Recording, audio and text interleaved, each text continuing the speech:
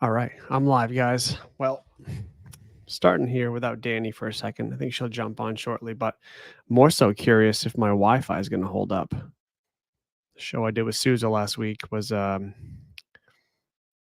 spotty at best. So with her and I on the same Wi-Fi doing a show, this could get interesting, and I have no idea why it's not working. What's up, Gus? How are you?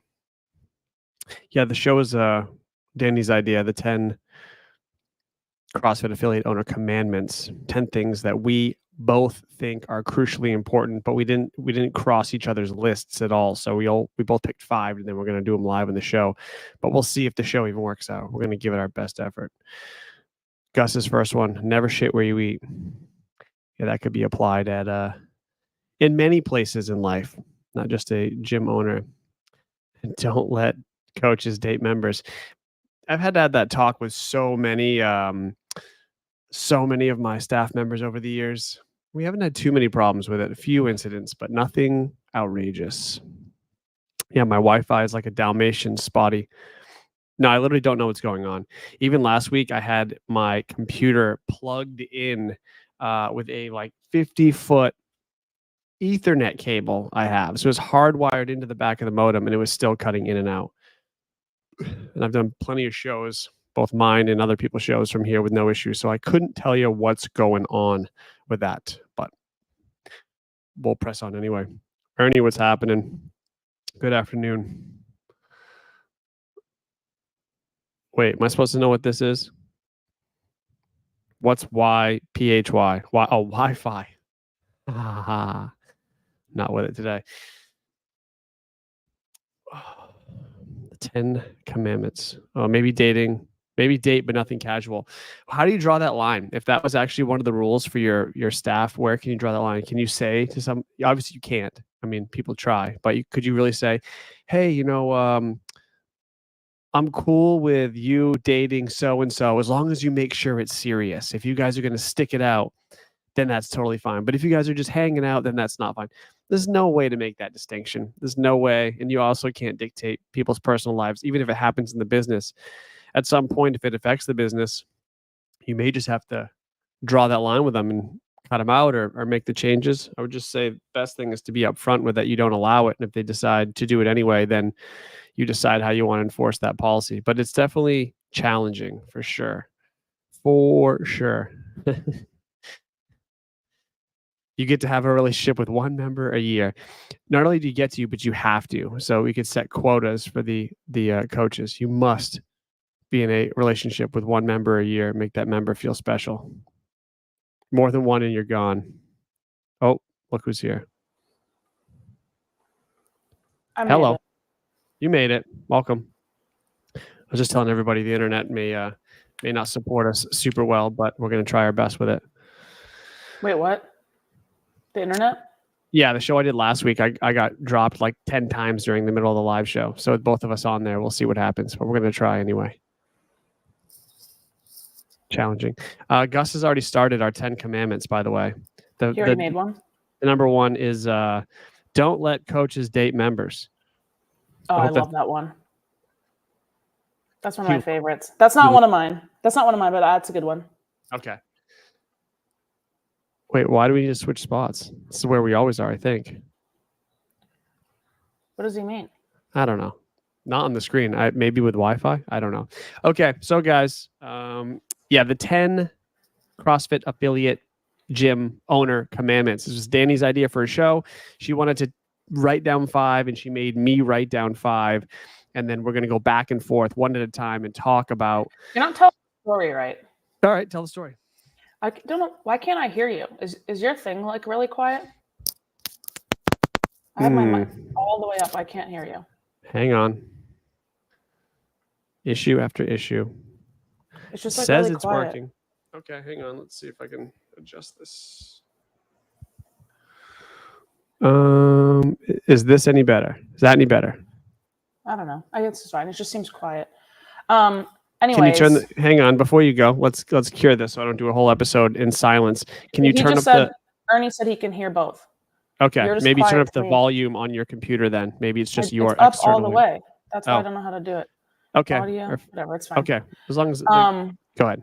Anyways, there's that song, The 10 Crack Commandments by Biggie Smalls. Mm-hmm. And I like woke up thinking about it. I don't know why. And then that's where this came from. That's the whole story. Yeah, pretty much. Okay. Anyways, are we going 1-1? One back and forth to one? I think we should. I think you should do your first one and then I'll do mine. And if they overlap, we can just kind of tell each other, oh, this is similar. And then we can talk about it if they're the same. We can just combine them. So I didn't even, when I was telling Seth about this, I didn't even like give him an idea of what mine were. I think that, maybe I'm wrong, but I think that ours will be pretty different just because our roles in the gym are so different. Like you're more like, what are you? You're more like, you do more coaching and more like face-to-face stuff. And I really do mostly just like the back end computer stuff. So I'm kind of wondering if ours are like aligned at all, or because if they are, then that means you're just listening to me complaining about stuff and then putting it into yours, because it doesn't actually relate to anything you do. You know what I mean? Well, maybe that's true, but I can still have opinions as to how, and I still give my feedback as to how I think the businesses should be run. Just because you do the back end stuff doesn't mean I don't have an idea of how things should be going. Anyway. All right, fine. My first one. Go ahead. As gym owner, you need to be following the same programming as that your gym follows. That's not a thou shall. You didn't do the thou shall follow. Thou shall follow this. What is it? Thou shall follow the same programming as your gym. You must have something like that on your list. No, not quite. Different. So I'll save mine. It's different enough that I'll save it. Okay. And so why is that? I mean, I think we've talked about this already before on this thing, but just like, it's so weird. I feel like when, like, you know, and you know what? I think it's even weirder if you like program, if you're someone who writes your own gym programming, but then like you pay to subscribe to Jump Ship or whatever, and you're following like a better program. Such a weird look. That, you know, you're, you know, so much more elite than your like members and other coaches or whatever, that you need some like special program. I hate that. Okay, I can get down with that. What if you're a gym owner and a CrossFit coach, but you're getting, you know, maybe you've decided you're going to be a power lifter on the side. Like you're going to compete in powerlifting, or you're going to compete as a triathlete, and that's going to be your focus in sport, but you still use kind of CrossFit as your main training methodology. Is it okay to go off the rails a bit and focus more on the things that'll bring you better results in your sport, or should you still be doing that secretly? That's not what I said. Yeah, but that's not. They may not be doing the same program. If we're talking CrossFit programming, and you're doing CrossFit, you should not be using like a CrossFit program that is not the CrossFit program that your gym's using. If you're like doing powerlifting and you're like, oh, I'm doing a powerlifting program, I don't care about that, because that's not the product that you're offering. There's no overlap there, in my opinion. I got you. But you can't. If you're a CrossFitter, you need to be doing the same stuff you're giving your CrossFitters in your gym. Yeah, and I think that does go for me, like very important for, I think, gym owners, but you know, you want your coaches to be doing that as well. But I think we're talking more specifically gym owners right now. All right. I think that's fair enough. I'll stay on that topic with one of mine. And mine is thou shalt not compromise on programming. And so what I mean by that is I think a lot of gym owners that write their own program or even subscribe to other programs but change it, I think a lot of them are afraid to do challenging movements or things that are challenging in the workout. And I know you're going to come at me here in a second on this one, but I'm not even going to go there. You can if you want. But I think that gyms should not be afraid to program things like ring muscle ups or pistols or a heavier barbell once in a while in the Metcon, once in a while, because it shows it gives the upper level athletes in your gym, even if you don't have many, a chance to kind of express their fitness at a higher level. And it shows or gives the mid, lower, newer athletes, whatever, stuff to look towards as to what they should or could be doing in the future if they stick with it. And so always scaling your program way back, because you make the excuse, oh, my demographic is this or that or whatever. and then under programming for them, I think that's a big mistake that you see a lot of gyms making. Fair. Okay. I'm not even going to go at you about it. Dani would go at me because I tend to, we disagree only by about 10, 20% maybe on what the upper weight should be in certain Metcons in class. She would go heavier. I would go slightly lighter. And we just usually are at odds on that. Seth's reasoning is, Seth goes, shouldn't I be able to do this RX? And I'm like, no, you shouldn't. Never has that been my reason. You said, should you be able to do most of the workouts RX in class? Not program? Me. I use the women's should weight. You be able to do most? You? And no, you. And I always say, no, you should not be able to do most. I don't agree that I've ever said that, because I would never think that I would never be able to. I am mid-range average at best. Anyway, okay. How often is once in a while? So I would say, just from my perspective, maybe ring muscle ups once or twice a month, maybe at the most. You don't need more than that. It's not like every week necessarily. A heavy Metcon instead of just a heavy lift, once every week, every 2 weeks, something like, it should be varied, but regularly across a month, a calendar month, all these things, different skills, weight should be sprinkled in. You can do that with, almost 30 days, 25 days of programming in there. That's what I think. No, Gus thinks I should be able to do it. No, I don't do any of the workouts RX. I almost always use the women's weight. That's my thing. Okay, moving on. Number 3, back to you. I think some of these kind of blend. Okay, this one's controversial. Thou shall never ask for gym-wide feedback. Oh, as an owner or a coach? Are we talking? Yeah, as an owner. Yeah. Oh yeah. I am so against that, and it's not because I don't want feedback. Like, feedback is welcome, but if you ask people to give feedback, like, people are only going to speak up when they have something stupid to complain about. Otherwise, it would have already been brought to your attention in another way before that. So when people do, I know gyms do the papers, like feedback papers or whatever, and they be like, box, fill it out. Complaint box, fill out, basically. Yeah, the complaint box. I am so against asking for feedback. Like, if people actually had a real serious complaint or issue, it would have come up already. It would have been emailed to you. It would have whatever. You're just opening the door for people to give you things that probably don't really matter that much. But then when you don't do them, it looks like you're ignoring their, I don't even know what I'm saying. It looks like you're it looks like you don't care about what they're saying.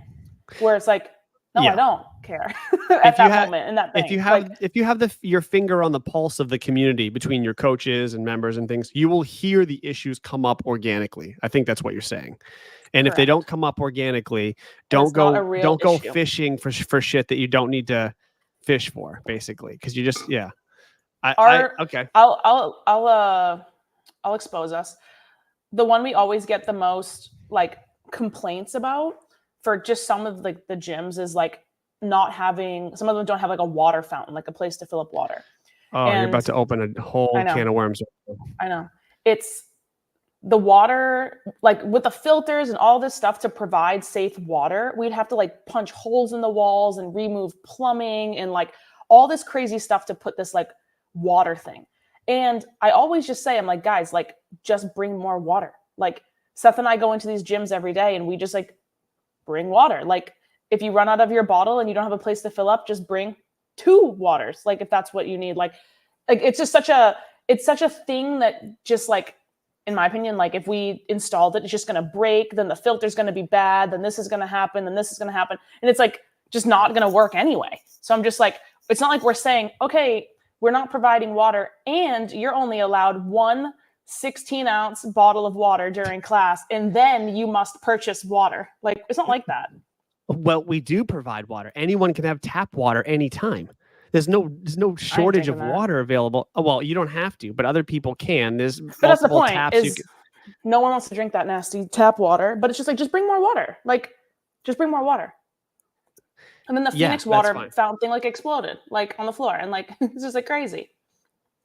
Yeah, and so with that, you remember that comment that so someone posted this like scathing comment on one of my videos recently. I don't think it's gone now, but that Augustus, we person have went, a vending machine in almost all of our gyms with water. People just don't want to pay for it, which is yeah. fine. So you Just can bring bring more all the water. water you want, you can buy all the water you want, and you can use all the tap water you want. There's no shortage of water at the gym. Yeah. People and so a couple things on the water, because this topic drives me crazy. In fact, that I've been avoiding it because it's so annoying to me. The one gym that complains about it, the only gym that really complains about it all the time, had a water cooler thing there, and the It was owners that stolen. took off. No, was it stolen? Well, Yeah, what I remember.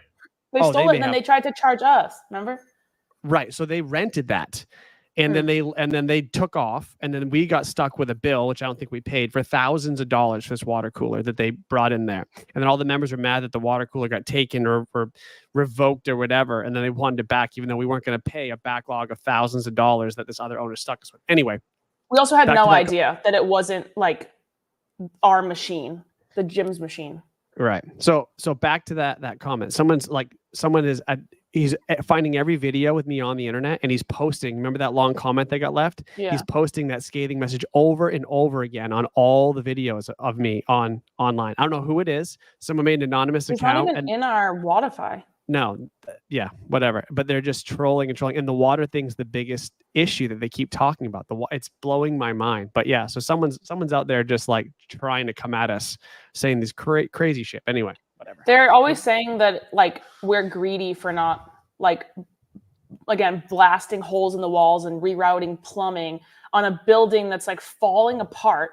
Like it just doesn't make any sense to like do that. But like I think the business move here is to not allow water in the gym, and then sell $5 bottles in the vending machine so that we can do what everybody else is like saying that is like, you know, they want greedy gym owners. That's the way.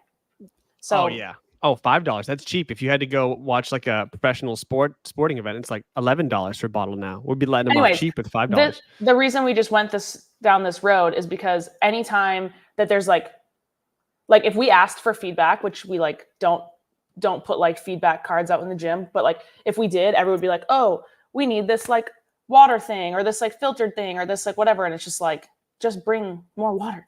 And then that's fine. Here's this: buy one from Walmart, make the members fill it up with a 5-gallon jugs weekly. So it would just always be empty. Oh yeah, we did. It would always be empty, and we've done this. And I was making trips to the grocery store when they weren't refilling it themselves, and then people would come in with these giant containers for water, and they would fill their water there, and I would just be like, why couldn't you have just brought water from home in that thing? Why did you have to empty the jug? Now I have to go refill it again. So like people just can't. The 5-gallon thing doesn't work. No, does not. Because everyone wants to fill up before they leave, and that thing's like emptying every day. Like, yeah. And again, like I don't know, like if the tap water, like I don't know if it's safe here. Like I have no idea, but I think it is. I don't know why it wouldn't be. Either way, like I'm not like I don't want to drink that. So again, I get it, but it's not like I have like secret access to like some secret fountain upstairs that I like fill my water. I just like bring more fucking water. You can get one of those charcoal straws for like survival and just stick it in the sink and just like drink out of the sink with your charcoal straw. Okay, yeah, see, Don's saying we charge Costco. We have Costco bottled water. Yeah, we sell bottled water. Yeah, people just don't. The abuse on free water is real. Click that button. Save that forever. It's frustrating. It's frustrating for us to get labeled as people who are trying to hold water back from people when they have so many water. It's so annoying. The water. No, we're changing the rule. You can't bring water to my gym anymore. Oh my goodness. Diet Coke. Ooh, that sounds good. Or you have to purchase. I don't think. Wait, what was your original commandment before we just went down that road? Thou shalt not drink water. No, I forget. No, we don't ask for feed. You don't ask for feedback. Okay. Thank you. No feedback. No, not no feedback. You don't explicitly go say, oh, what can we do to make your experience here happier? Because you're only gonna get shit on. Very good. Okay. I'm stressed after that last one. I'm stressed. I knew the water fountain would send you. All right, hold. Wait, is it? Oh, it's your turn. Wait, what was mine? It's my turn. The gym programming. The feedback. And feedback. I have 6. I just realized I can't count. That's okay. Mine probably sucks. So you'd be picking up from me. Okay. Next, this one's going to be kind of vague, but I'll explain it really quick. Thou shalt treat the gym or business as its own living, breathing entity. And what I mean by that is the financials, the social health, the health of the business itself needs to be treated as its own thing. It's not the owner. It's not for the benefit of the owner. It's not for the benefit of if someone invested in there. It's not for the gym itself has to be self-sustainable. You can't go propping it up with other businesses. You shouldn't be propping your gym up with like supplement sales or whatever else. I think a lot of people, you shouldn't be using the gym bank account as your own personal piggy bank. I think a lot of people. Wait, we do that. Not really. One of them. Not really. Okay. Well, I do that. Okay. Let me put it this way. Make sure the gym itself is profitable and the services that you have with the overhead that you have. So if your total bills are $8,000 a month with your rent and utilities and coaching and all that, make sure the gym is bringing in more than that and not having to need something else to prop it up, because eventually you'll just keep. And my whole point to this is if you don't make sure that the lifeblood of the gym is solid, what happens is you keep neglecting fixing the things that make the gym long-term sustainable. I just use my Misfit example from back in the day. One of our gyms was never profitable. We never put any work into it. We only used it as the headquarters for the online company, and we were propping up all these bills with that company. And because of that, we never put the work into the affiliate we should have to make the affiliate thrive. That's my whole point. Treat the gym as its own thing. Each entity should be healthy in its own way. Okay, moving on. Okay. I have something else to say about the feedback. The floor is yours. I actually had this written as separate, but it's under feedback. I am so against when gym owners ask their current members about like schedule changes or like adding a class. That is like my biggest no-no in the history of the world. Like, there's always going to be a time, like say you have a noon class, people will be like, oh, but like 11:30 works better for me. Like, oh, but 12:30 works better for me. And when you add a class, or if you just add a class, right? So say you don't have a noon class and you go to your members and say, hey members, I'm thinking about adding a noon class. And you have 5 people who go, yeah, that would be awesome. You're adding a noon class, you're paying staff during that time, but is that noon class bringing any more additional members? Because it doesn't make sense to add that class unless it's adding revenue. Now, the only exception would be if you had, like, say your morning classes were like overflowing with people and you needed to like spread people out. That would be the kind of the only exception. But I don't think that you should ask your members what times make them happy. You should just make the schedule change. Because again, you're asking for feedback and you're making a schedule change and you're going to make somebody angry, at least one person. So if you were going to try something like adding a noon class to your schedule, do you do that? Do you announce it as like a temporary thing? Like, hey, for the next 10 weeks, we're going to have a noon class on these days or every day. And if you think this is valuable, make sure you show up because we're going to evaluate whether we keep it long-term or not based on the attendance of these 10 weeks. Is that how you do it? Instead of asking for feedback on it, you just say, this is what we're doing. Show us that's valuable. Well, again, if you're adding a class, like say you're adding a noon and you're typically closed throughout the middle of the day, I think you have to look and see, did you gain 2 or 3 or whatever members from adding that class? Or are you just moving people around that are already in your gym? So if you have 100 members and you add that noon class, you're now paying, I don't know, $25 a class to a coach to be there 5 days a week, but you didn't add any more revenue to your gym. But again, the only way it, like in my head, it changes is like, say you had, you know, your morning classes and you needed to add a class in the morning because your morning was too busy. Then that's like one thing, but like, don't ask about it. Just choose your schedule and then just make the change because someone's going to be mad about it. Yeah. Yeah. Right. Because that would roughly cost, just rough math, maybe $500 a month minimum to add a class hour to your schedule between staffing, utilities, whatever else is used for that time. It also, like, adding a class just like changes the vibe. Like, because like right now, I think most of our gyms, we do 3 morning classes, but it's like the mornings are typically busiest. So then if we were to add a 4th morning class, it's like, can you have a coach, like making a coach 4 classes almost back to back is kind of a stretch in my opinion. Whereas right now we sort of have like the 5, 6, and 8:30. So there's like that, 90-minute or so block between 7 and 8:30. So if we had to add a morning class, it'd probably be like 7 a.m. And then Well, it's like, Phoenix has 5 classes in a row.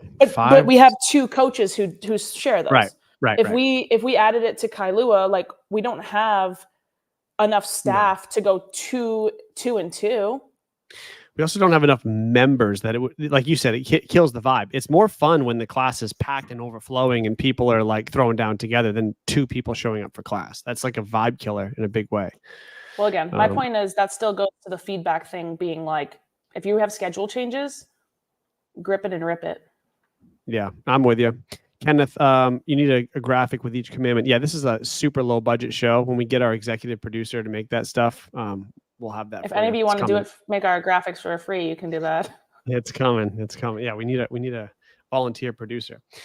Okay, my turn. I will say this is more of a coaching thing. Thou shalt give all members similar attention when coaching. I think a lot of times there's gyms that there's like coaches get good at triaging members in terms of like, okay, you're more new, so I have more low-hanging fruit I can go over and correct on you. You're more experienced, so I'm just going to kind of ignore you because I know you'll get through this safe. You've back squatted 73 times in my classes, blah, blah, blah. But I think a lot of times those members that gain more experience are getting ignored often because the coach feels comfortable with their competence. But there's always feedback you can give them. And there's just more relationship building you can do with that person. Even if they are moving really safe or they have really good technique, you can always give them something, right? Just to continue to keep that connection. Okay. I think sometimes, though, as certain athletes, and I think for maybe some coaches, if you have members who are fitter than you or stronger than you, or sometimes like, I think like in my experience, I've had a lot of men who like don't want to listen to me because I'm a female, even though I'm better than them. I think there's a point to that though, where like the beginner is usually much more much more open to feedback and maybe more, they recognize that they don't know what they're doing. But then you get these hot shots, even if they suck and move like shit, but they're just better than you. So they don't need to listen to you and they don't need to like, so then like, I'm not wasting my time. So the second that like, for example, like this guy, I don't know who, I'm just saying guy like disrespects my feedback because he's stronger than me. And he like kind of like gives me attitude for feedback. Like, bye. Like, I'm not trying again. No second chances? No, none. I with your level of expertise and experience in here, I get your sentiment with that because I just think you know better when to cut that off sort of thing and let someone else kind of deal with it versus you continuing to be pushed aside over and over by the same person. And I agree with you. So like, even from my perspective, obviously I don't have that like female male dynamic that normally I'd push back on and be like, oh, it's not that crazy, but I've seen it enough in real life with you and other coaches that I know that it does happen enough. But what I'd say is I could, in the same way, I can give feedback to somebody and I can tell when they want to hear it or when they don't want to hear it. Like they're not going to be receptive to it. Yeah, but when for you can't stop talking. So even if somebody gives you the Seth, I'm not interested, you're still going to go freaking tell them stuff. So I might be more persistent than you, but eventually I will stop giving feedback shy of dealing with safety stuff. If time after time after time, they're either blatantly ignoring me or on multiple occasions, we've talked about members who will intentionally do the opposite of what I tell them when I try to help them to, for whatever reason, like put their flag in the ground, they're going to be that way. We've seen it all over the years. Like, well, so there's a couple people that I'm actually thinking of. There's a couple from just like even the Kailua gym. I remember that like our coaches as a whole would like come together and be like, haha, this person like completely ignores what we asked them to do. Yeah. I remember specifically there was this one guy, it was like raining and Seth like didn't want, I think it was you, but someone didn't want him like split jerking outside because the ground was wet. And he just went outside and split jerks and like slips and like, just like, they just don't listen. So it's like, I'm not like, fine. Like you're unhelpable at this point. Like I'm not giving you any feedback. Like, you know what I mean? Like, so I only half agree with that commandment. It's situational. So yeah, I guess you should try to give them all similar. What I'm saying more so is It is situational. Don't ignore the better athletes because the beginners have more low hanging fruit that you can go like just coach through really quick. Make sure you're giving everybody even just attention. Maybe it's not even feedback on movement. Maybe it's just attention to just make them feel a part of the group. Just don't ignore people just because they're competent in their workouts. I think I can sum it up there. There's a lot of good comments here. I might get back to these later. Oh, you're not clicking this comment? I can. Who do you want? 808, but not the most recent one. The last going up. Yeah. Yep. How do you feel about an advanced athlete in a novice morning class? Do you guys trip if the person does their own stretches because they are targeting their needs to an extent, of course? I like that comment a lot because I think, I'll leave it up again, for some coaches, that could be like really like triggering to be like, why are you like sort of like disrespecting me and not kind of doing what the other class is doing? And I feel like I've kind of seen both sides of it. Like one, like it's hard to believe sometimes, but when you're coaching a class, it is a group of adults and they don't always act like it. And it's sometimes, I mean, I'm sure every CrossFit coach feels like it's wrangling kindergartners, like, but there are adults. And I think if they're doing this in like they know what their body, again, some people know what their body needs to better warm up, and maybe that's fine. And if they're able to do so like in a respectful manner where they're sort of like in the back of the class and just kind of like going through like maybe slightly different range of motion stuff. But it's like, if you're doing a barbell warm up and they're like swinging around on the rig and like doing all this other stuff, like that's not cool. But if they're just like kind of, doing their own stretches kind of like out of the way, not being distracting, I don't really have a problem with it. Especially again, you said like a more advanced athlete. So I think it's kind of case by case. If you have a beginner who's completely just doing something different, that's kind of weird.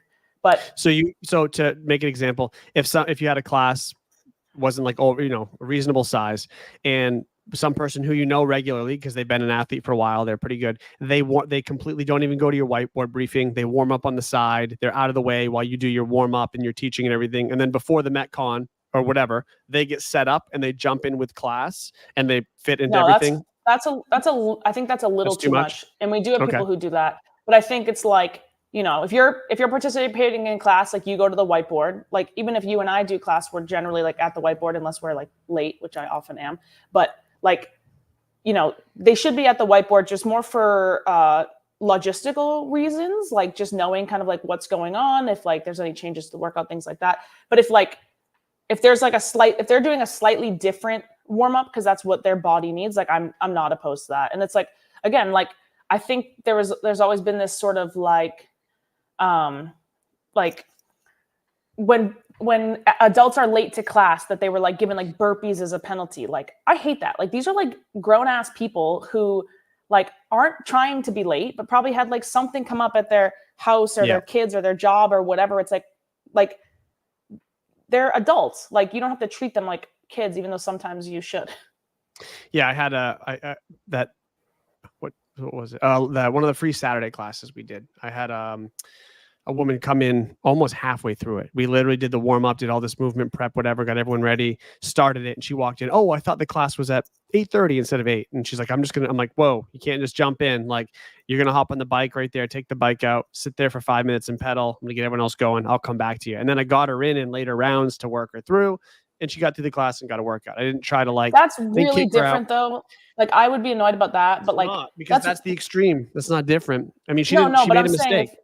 If one of your regular members shows up 5 minutes late and they, generally know all the movements, they know their scaling options, like that's easy. You don't need to put them in the corner and tell them to do burpees. Oh like, no, they're just freaking running late. Like just, hey, get moving. Like just help them out. Like that. And I think I used to do that like 10 years ago, where it was like the thing to do when someone's late. They like did burpees for every minute they're late or something like that. It's just like, let these people live. Like, it's just weird. No, I'm always late. I can't log on to this freaking show on time. Like, what am I like? It's like, oh, well. I'm trying to read some of these comments.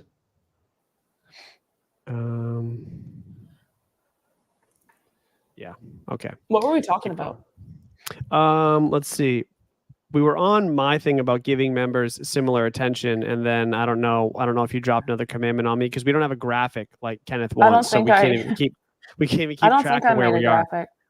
I mean, I don't think I made one. Commandment. All right, you're up then. All right, the rest of my commandments are a little weak, but here we go. That's all right. Having specific rules. Thou shalt have specific rules in your gym regarding dogs and kids. A nice touchy subject. This is my favorite. Again, well, then I'll pretty pile straightforward. on. I'm going to pile Why, you on have with more? it. Similar. I said, thou shall enforce the same policies for all. And some of those policies include dogs and kids. Wait, but that rolls So, into one of my other ones, but it's a little different. okay. Oh, shoot. Okay, Go we're ahead. going to trip. Then there's all That's three okay. wrapped in. We'll go triple. I'll go to my last one after. Okay. We love dogs. Don't really love kids, but we love dogs. Have 4 dogs, and I don't want my dogs in the gym. And we don't allow our dogs in the gym. And when members just like show up with their dogs in the gym, it's never a good idea, right? It turns into a dog park. One of our gyms, there was a dog on dog attack. The other dog was in the hospital. Like, if that was if that dog bit a person, like, okay, I just like lose my gym because like you brought your dog. And I think people so often just go, oh, I'm just like bringing my dog. It needs to be socialized. It's like, no, you don't socialize your dog like at my business. Because if it bites somebody, it's going to shit on the floor, which all of our dogs have shit on the floor at some point. Yeah, literally. It's just bad. That, and then obviously like kids, everybody's kids act different in a gym. Some parents think it's totally fine for their kids to just run in the gym and swing on the rings and like run through the middle of class. And then others just keep their kid in a stroller and it doesn't make a peep. But it's like, you can't say your dog is fine and behaved, but yours isn't. And like your kid is like fine and behaved and yours isn't. Like, we just basically say kind of like no, across the board. Yeah. It's usually, and we have had to bring our dogs to our gyms many times. We've been in a situation where there was no choice. Reason? Because we're there for a long period of time and we don't have a choice. We're working. We don't have a choice. Yeah. There's been times where we've allowed coaches to bring their dogs, whereas if like they're coaching from like 5 a.m. to like 11 a.m. and they're like, I can't like leave my dog home alone this entire time. I'm like, okay, fine. Like, that's reasonable. But if you're a member, you're at the gym for like 2 hours. Like, you're not there for 7, 8, whatever hours. But yeah, I love dogs and I like hate when people bring their dogs in the gym. Yeah. And the kids thing is tricky too, because every parent that really loves their gym wants to introduce their kid to it as soon as they're able, because they find it to be such a positive force on them. They want it to rub off on their kids naturally. And I would want the same, right? So like, it makes perfect sense. And so the issue becomes like you had said, every parent has this different line of what they think is appropriate in these settings with their kids. Like, it's one thing if a kid sits down and doesn't move, is not running across the floor when barbells are going everywhere, is not swinging on things. But some of them are fine and they do. And then there's others who you sit them down and turn your back on them, and they will literally sprint across the floor, tears flowing down their face, like not even dodging barbells. And like I hit a little girl in the face with a bar one time because she was like, I felt bad, right in the mouth. She came flying around the corner in the gym room she wasn't supposed to be in. I didn't know. I was walking with a barbell hanging by my side. And that gym had a kid room, has a kid's room. Yeah, has a dedicated kid room. I hit her right in the mouth. I felt horrible for 2 days, but like, no way to avoid it. And so like, yeah, anyway, so kids should just stay off the gym floor unless there's a designated kid time. There's no one else lifting. Like, just the safety thing should come 10x before your feelings on wanting to introduce it to your kids. But also the dog parent and human parents, like, they want to do their workout and then they want to like exhaust and like tire out their dog children and human children. And they think the gym is like the playpen to be like, you know, let's like, come on, dogs and kids, let's like sprint in circles and like get you tired. But it's obviously a huge safety risk. So yeah, I think you said stick to policies. That was the same kind of thing as dogs and kids. My other thing, obviously stick to policies, is pretty straightforward, right? Yeah, but you could talk about like, even just so policies, leaving the kids and dog thing behind. So like membership policies, if you have a certain term time of cancellation, if you have certain costs that, you know, your membership costs this much or whatever, making sure it's consistent across everybody. One, if it's not consistent, you better believe the member that got away with somebody is going to blab to other members that you gave them a deal or did something for them or whatever. 2, those other members can hold it against you anytime they want. But 3, it's just good practice to make sure everyone's being treated the same. And sometimes you're going to hold people to a policy that you hold everyone to. They might not like it, and they're going to motherfuck you, basically. They're going to send nasty emails. They're going to talk shit about you.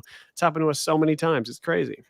So mine that rolls in with the policies is like how you like correspond and like speak to like your members like over cancellations and things like that. Like we have a strict like email only cancellation policy so that like, you know, sometimes if there's ever an error in Wodify, whatever, I can always go back and find the email and look. But like I know some gyms, and including some of the gyms that we've owned and had to like kind of break this, people would like send text to random coaches. People would tell a coach in passing. People, oh, my favorite is the Instagram DM. What freaking, can you go DM Planet Fitness and tell them you want to cancel your membership and let me know how that goes? Like, I'm like, that is such an outrageous like thing. Like just send a freaking email. Like that drives me crazy. Or the other one is like, we have like a business phone that is tied to like all the gyms, and I'll just get a text. Hey, can you put me on hold? Who are you? What gym do you go to? Like I'm just like, you don't even like, I don't, gone are the days that is like, hey, this is blah, blah, blah. Like I go to this, like whatever, like anybody who goes to our gyms knows we have like multiple locations. But like we have that is such a giant like pet peeve of mine to be like, it like, you need to just email. Yeah. You know how many times this has happened? Like this is still, even though it's our policy, this still happens. We'll get an email like 3 months down the road. Someone will say, I told so-and-so that I need to cancel. Everyone knew I was going on this trip, or everyone knew I was having this procedure done. So I wasn't going to be there. We didn't know. You didn't email us. You know, I don't know if the coach even told me. I would never remember that. So like, and then people get mad. They do chargebacks, or they said, I'm never coming back. I can't believe you did this to me. I'm never coming back. It's like people can't take drilling the like email only thing is so important, including to your coaches and like any staff, because like he just said, if someone says something to one of your coaches, now you have this like weird like obligation, because then you ask your coach, hey, did blah blah blah tell you that they need to cancel? And they go, oh yeah, forgot to tell you. It's like, no, you need to say, I'm sorry, I can't help you with that. You need to send an email, and then it's done. And then you always have record of it. Like, so then then you always have record of it, because there's so many times too, like, again, there's been plenty of times we've like made mistakes or whatever, and then we go, you know, fix it, whether that's refunding or whatever. There's been times we've made errors, but there's been so many times that a member will be like, hey, can you put me on hold until November 1st? And then they get charged on November 1st. And then in December, they go, why did you charge me on November 1st? And then I go, screenshot, zip. And it's just so nice to always have that in your back pocket, that, or again, if I F up, then I can fix it and like do the right thing, which is also fine. But I'd say if 50 emails or 50 issues came up, 49 are members making mistakes and 1 is you. Maybe 2%, 1%, probably less. Probably not even 1 out of 100 is because you're so, we'll say, thorough about things. Yeah. So if you own a gym, one way that people can submit holds, cancels, whatever, one method. That's it. The other thing with that too is like one of our gyms, like our Phoenix gym, when we took over, all of the coaches had their own email address, like their name at like the previous gym or whatever. And I was like, no, like we're like, so now we only use the info at, and like there's like probably 4 or 5 of us that are on that same like email, so we can kind of take care of things that would come through.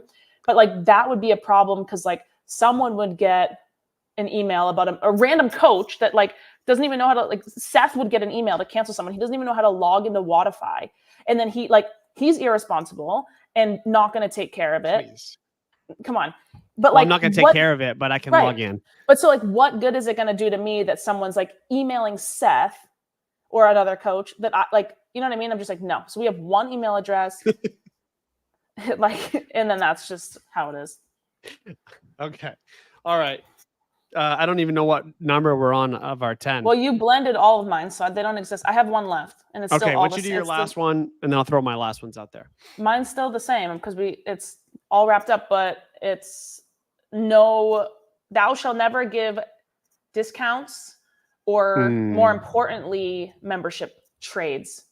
That is such a just nightmare. I think the trades is worse than the discounts because it's never equal for one of the sides. So trying to think of an example. Let's use cleaning, a person doing cleaning as an example. Okay, cleaning. Trying to think. Say someone's supposed to clean every Sunday, trade for a gym membership. And then this Sunday, it's kids got sports all day, so they can't clean that Sunday. But they just came to the gym that entire week. They come to the gym the entire next week, and now they've just gotten 2 weeks of a membership without cleaning because something came up that Sunday. And then who's doing that extra cleaning? Like probably you. Yep. But I think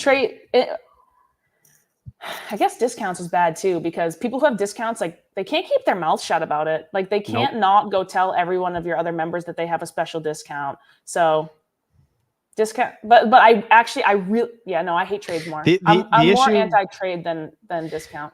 Yeah, I think we've gone into depth on being burned on trades, especially like the people who kind of, I know some gyms rely on trade membership for coaching, things like that, but that ends up burning you if you have any paid coaches, because when that traded coach who's not being paid takes off for 2 weeks on vacation or can't come in for a month for whatever reason, and then you're paying someone to fill it in, but between those times they've still been coming into the gym for whatever reason using the resource, like are you going to kick them out? Are their membership banned for a month? Like creates all these weird problems. I think you need to re-explain that. That's a very important point. So if you have let's say you have a coach or two that fills in, they do two classes a week. We'll call it two classes a week. Okay. They do the Saturday morning classes for you, we'll just say. And you have other coaches that you pay regularly. They're regular staff coaches. They coach a lot more hours.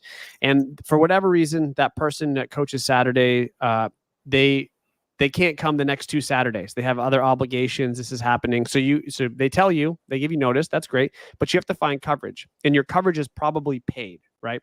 This person is still going to have their gym membership. They're still going to come in just because they can't come in on those Saturdays. They're going to use their end of the deal. They're going to get their benefit of that coaching. But now you will have paid that benefit to them because they're not paying you a gym membership, and you'll be paying out of pocket to somebody else to do their coaching, or you're going to have to pay with your own time and do it yourself.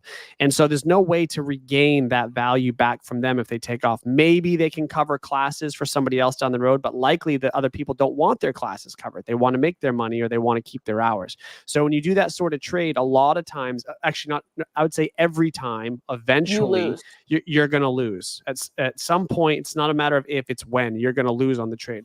And if you're okay with that, that's fine. Just know what you're getting into with that sort of thing. I think it's fine to do. You just have to accept that that's going to be the case.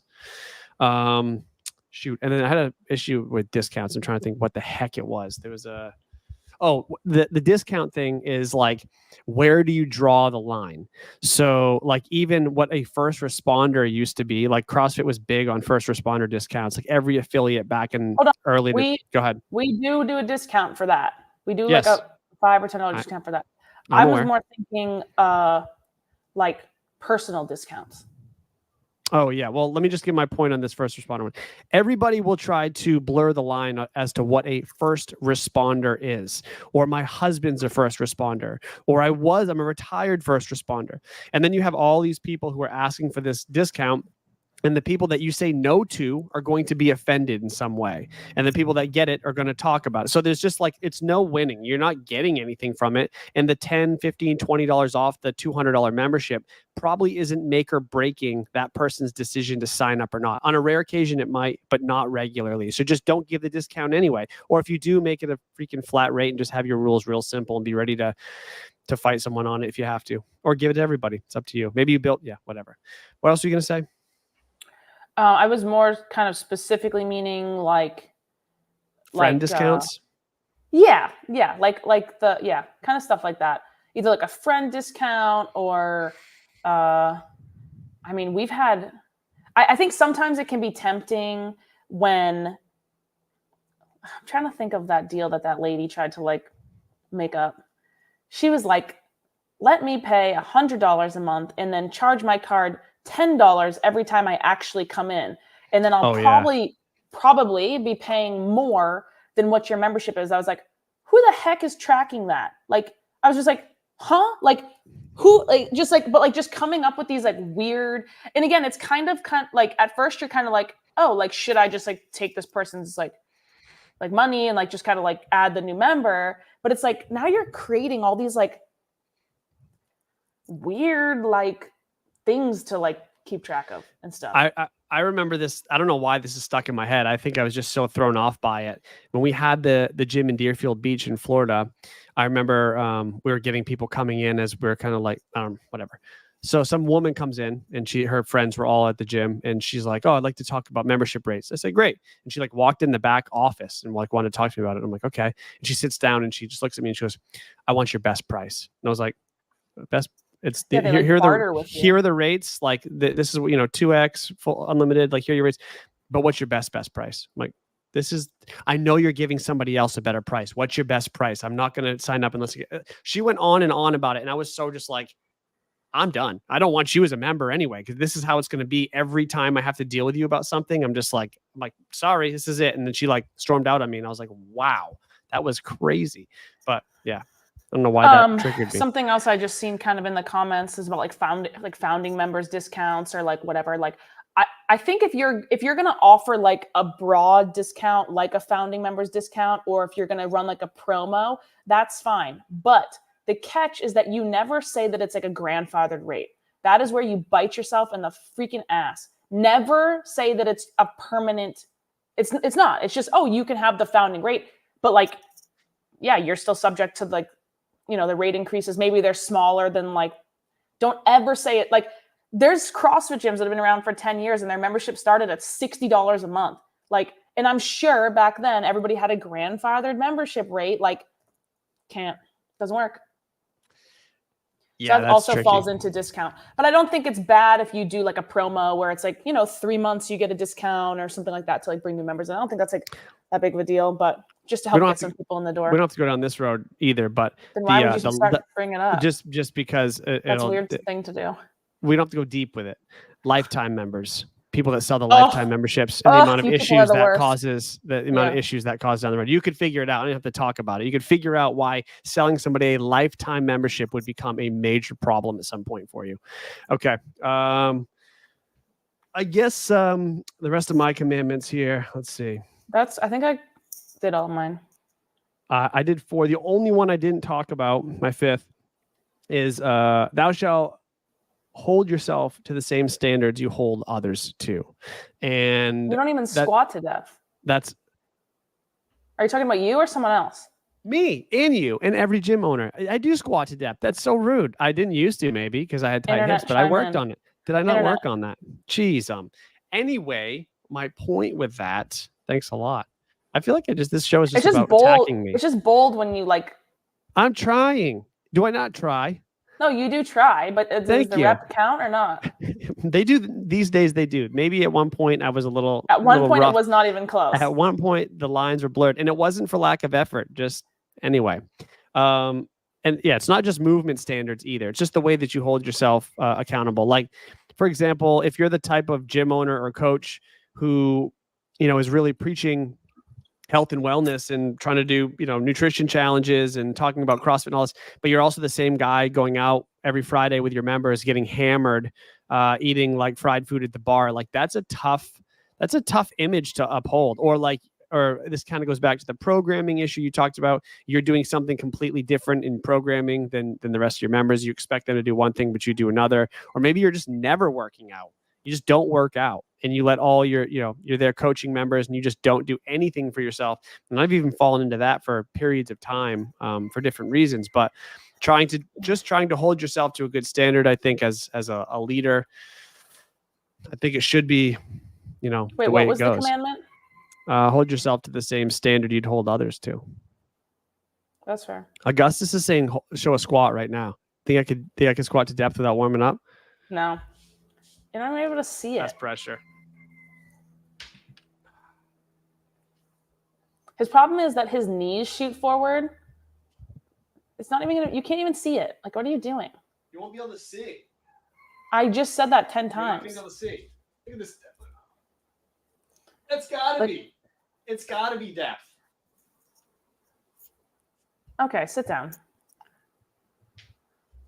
Thanks, Augustus. Now this show's never going to end.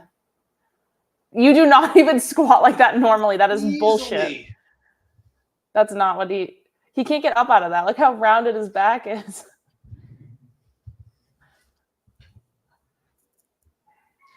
Look, I'm not saying it's beautiful. I'm just saying it's there. That was, if you actually had any weight at all, you would have tipped over. Invalid video, athlete out of frame. Look, it's come a long way. The 100 days of thruster challenge, you got to admit that completely changed my squat. Look, when you said the thing about holding the standard, I didn't know you meant I didn't the actually other mean standard. Yeah, I don't mean workout standards. Obviously, that's part of it, but I just mean as in general, the type of person that you are and the way you live your life should be a reflection of what you want to see in others. That's all I mean. Fair. Athlete showed the capacity. Thank you. And when I warm up, it's even better. Front squat, solid. Nice counterbalance. Like I have a back squat, horrendous back squat. Front squat, reasonable. Okay. That was a lot. We at least did 10 there. We may have done more because your 11th commandment of thou shalt not provide water to your members stole the show. I don't think that anybody should have water in the gym. Make them pay. Oh, so they can have it as long as they pay you for water. Yeah. Oh, we'll sell the wow. little bottles. You got to buy 6 of them. Because, like, I would just like to say to all of you people watching, if you're one of those people who doesn't bring enough water and complains about it, that's on you. Nobody else. It is silly, right? It's weird.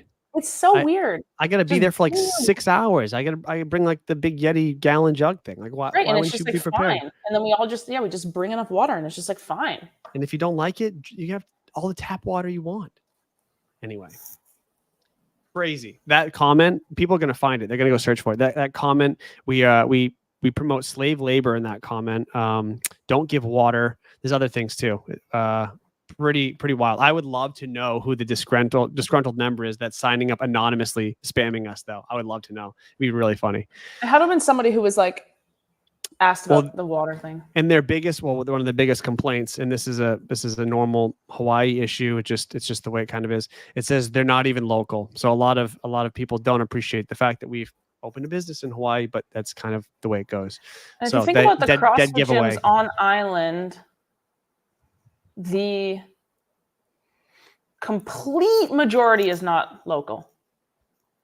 The owners of CrossFit gyms here? Yeah. No, I agree. Like 10 to 1. Like I agree. They're posting like on YouTube. We don't know who they are. We don't know. I think it's a fake name. They started the account just to post the first day, and I think it's I think they were a member at one of the gyms. I have to assume. I have some guesses, but I don't really care. But it's just kind of funny. Yeah. Maybe they'll see this video. Oh, they probably will comment on this. I hope they do. I hope they expand on their commentary. I hope they watch the whole video about their comment. Me too. Okay. Well, if anybody wants to make us a graphic about our commandments, that'd be great. I don't remember even most of them. If you want to be executive producer of Talking Ship. Who's CrossFit? They need to expose themselves. Who is that? I actually don't know who that is, to be honest with you. I have some guesses on who that is too, honestly, but I don't know. Gonna name a box, Misfit Locals only. Wait, you have a guess of who CrossFit is? Yeah, I'm probably not right. That was our team series name. Oh yeah, it was. That was like 12 years ago. Yeah. I don't know who it is. Oh yeah, we will clip it ourselves. Someone clip Dani saying you can't have water. People hate us for that. I don't know why. I'm like, I can't cut a hole in this wall. The building will fall down. It's one location with like there's this weird issue about it, and they have all the water they could ever need, but they pretend like we're trying to dehydrate them. It's bizarre. The wall would the building would collapse if we even like gentrification ship. That's us. What is that? Us. It's when you take old stuff and you pump money into it, and then you charge an arm and a leg for it to make more wealthy people come into it. Gentrification ship. That's okay. Oh wow, Don's just posting slurs on the thing. Okay. All right, guys. Yeah, that's the show. An hour exactly. And our internet didn't even cut out, so we did great today. We'll probably be back next week with maybe even later this week. We'll see. Either later this week or next week with another show. But thanks for hopping on to everybody who is participating. We'll see you later.